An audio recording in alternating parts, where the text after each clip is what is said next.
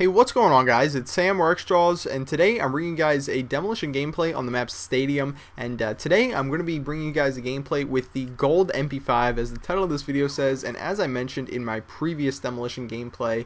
And man, this is a submachine gun that I've been putting off for a long time.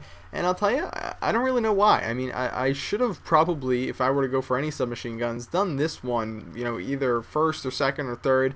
But it's been, you know, a long time since I started doing this gold gun series, and I don't think I've uploaded any gameplays with this. Now, if I have, I apologize, I forgot. Here is the gold MP5, and thought I'd talk about that a little bit. So the MP5, not a great gun. We all know this. The MP5 is not a fantastic gun, as you can tell by looking at what guns you get killed by. If you go to your combat record, take a look at, you know, what percentage of your deaths are with the MP5. It's not going to be up there with the really good guns. However, if you do use this gun correctly, you can use it in turn to do really well. And you know, I know that's kind of the same with every gun in this game, but I'm going to give you guys some tips for using the MP5 that hopefully, if you use them, you might be able to find out, you know, how good this gun really is, and then you can sort of decide for yourself if you want to use it or not.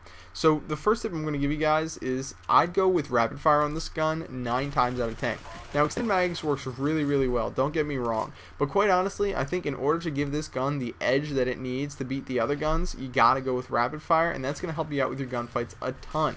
Now, the main weakness with the MP5, we're moving on from the attachments, the main weakness with the MP5 is going to be its recoil. Now, if you don't already know this, I don't blame you, but the MP5 actually has the same damage as the AK-74U, it's just got a different recoil than the AK-74U, which can definitely cause problems for this gun and make it a much less desirable weapon to use. So in order to combat that, I actually like to use steady aim. It doesn't sound like it will combat recoil, but what you just do is you hip fire a lot. Now, I remember way long time ago, back towards the release of Black Ops, I'm going to say before November 10th. I mean, this was when, you know, I'd gotten the game early and I was playing the game with Woody's Gamertag. I remember Woody's Gamertag said a quote that really stuck with me all this time. Sometimes when you're using the MP5, if you're not using steady aim, it just feels like you're doing it wrong, if you get what I mean. It just feels like this gun isn't as powerful and doesn't have the same effect as it would without it. It really helps out to go with steady aim on this weapon.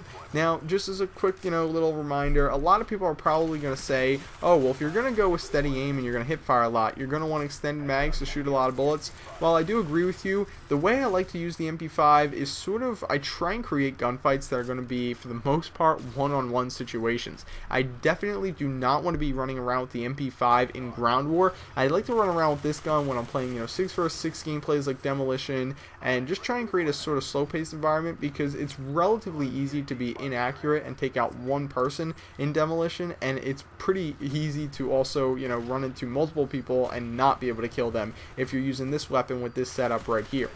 This setup that I'm using, just so you know the full thing, I'm running with Scavenger Pro, again, obviously Steady Aim Pro and Marathon Pro. Marathon Pro is just sort of a staple for when I'm trying to push the enemy spawn in Demolition. Probably not the smartest thing to do with this setup, but it was what I was going for at the time. So yeah, I'm going with Marathon and Scavenger, just because this this submachine gun actually doesn't offer the ability to put dual mags on it, which I think was really stupid of Treyarch to do, because if they would have allowed this weapon to get dual mags, just like the AK-74U does, it would be a much more desirable weapon to use and would create a little bit more weapon balance between the SMGs. But hey, you know, I'm a nobody. I'm not a game designer, so what do I know?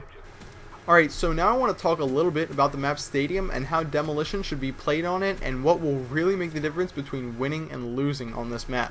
So I don't know if you guys remember, but about 2 weeks ago I uploaded a gameplay of Demolition on this same map, and it was a struggle, I'll tell you that. The other team was actually pretty good. They had 3 good players who were in a party, and they knew what they were doing, and I was playing alone and didn't have any good players on my team. But needless to say, that game was created, the struggle of that game was created by the B-bomb right here. So let me tell you guys the situation that you're going to run into when playing Demolition on Stadium. Basically, the spawn system is set up such that the offense and defense team are both very close to the B-bomb. It's sort of a line straight through the offensive spawn, the B-bomb, and then the defensive spawn, and there's easy access for both shooting, as in lines of sight, and grenades to get to the B-bomb from both sides of the map. So that creates a situation where the main struggle is going to be over this bomb site. And the other one, the A-bomb site, is such a weak target.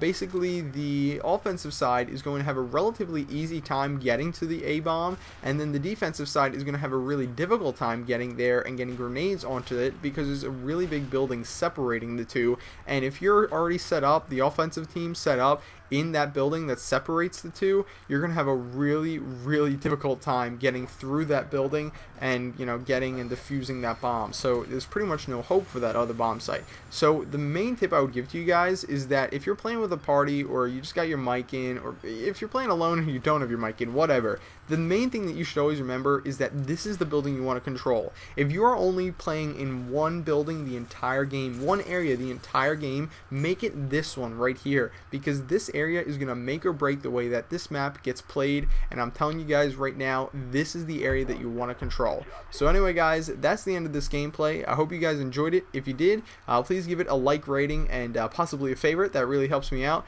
Final score of this game was 37 kills and 2 deaths. I'll see you guys later. Bye.